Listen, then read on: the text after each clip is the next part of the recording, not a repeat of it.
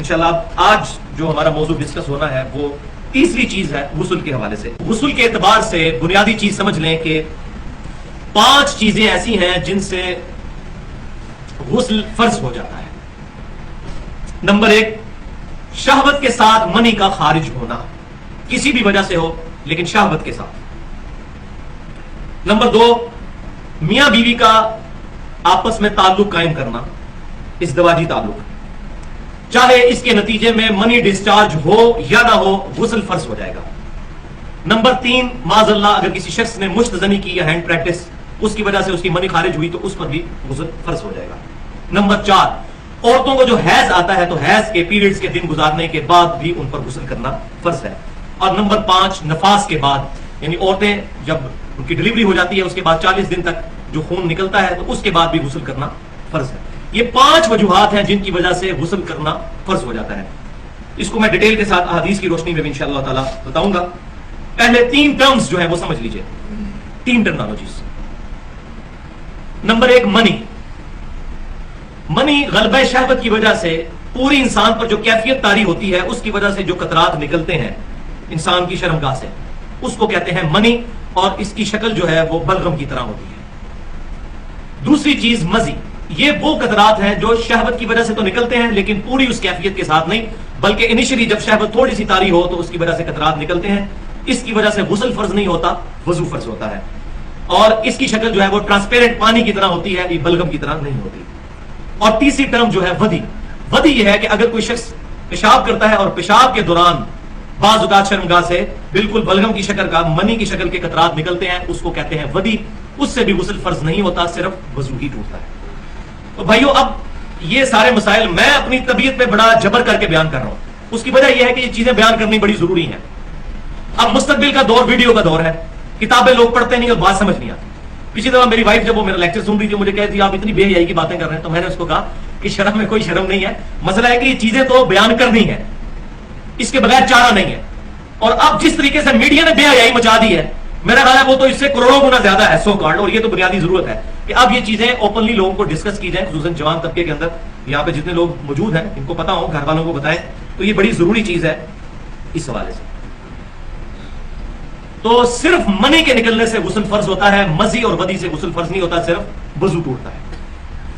اچھا، منی کے بارے میں یہ بات بھی کلیئر کر لیں کہ پوری امت کا اجماع ہے سوائے امام شافعی رحمۃ اللہ علیہ اور ان کے پیروکاروں کے، کہ منی جو ہے یہ ناپاک ہے. اور یہ جو اہل بدعت اہل سنت کے اوپر اعتراض کرتے ہیں اصحاب الحدیث کے اوپر کہ یہ منی کو پاک کہتے ہیں، یہ بالکل جھوٹ ہے. چند ایک لوگوں کے کہنے سے پاک نہیں ہو جائے گی. اس وقت جو ٹاپ آف دا لسٹ کتابیں ہیں اصحاب الحدیث اہل سنت کی، اس میں نمبر 1 کتاب صادق سیالکوٹی رحمۃ اللہ علیہ کی کتاب ہے صلاۃ الرسول. اس میں آپ دیکھ لیں آج سے 50 سال پہلے انہوں نے کتاب لکھی ہے اور اس میں نجاستوں کے بیان میں منی کو لکھا ہے، یہ نجاست ہے اور اس کو پاک کرنے کا طریقہ لکھا ہے. اور اس وقت جو پوری دنیا میں سب سے زیادہ اہل سنت کی کتاب چل رہی ہے، جو ہماری اہل سنت پاک.com پہ بھی اپلوڈ ہے، اسلامک بکس والے حصے میں بھی اور سنت طریقہ والے میں بھی، وہ دارالسلام کی نماز نبوی ہے، ڈاکٹر شفیق الرحمان صاحب کی، حفظہ اللہ. بہت پیاری کتاب ہے. ہر حوالے سے انہوں نے طہارت کے، وضو کے، غسل کے، نماز کے مسائل کو ڈیٹیل کے ساتھ ایڈریس کیا، اسی لیے ہم نے اس کو اپلوڈ بھی کر دیا ہے اہل سنت پاک.com پہ.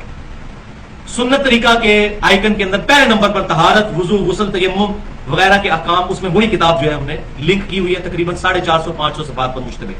اس کتاب میں بھی نجاستوں کے بیان میں منی کا ذکر ہے. اور ہمارے لیے تو سب سے بڑی دلیل صحیح بخاری اور مسلم کی وہ متفق علیہ حدیث ہے. ام عائشہ رضی اللہ تعالیٰ عنہ کہتی ہیں کہ نبی صلی اللہ علیہ وسلم کے جب مبارک کپڑوں پر منی لگ جاتی تھی تو میں دھو دیا کرتی تھی، اور آپ صلی اللہ علیہ وسلم اس دھونے کے بعد گیلے کپڑے کو ہی اپنے جسم پر پہن کر جایا کرتے تھے، اور وہ گیلا کپڑا اس طریقے سے میں دیکھ رہی ہوتی تھی.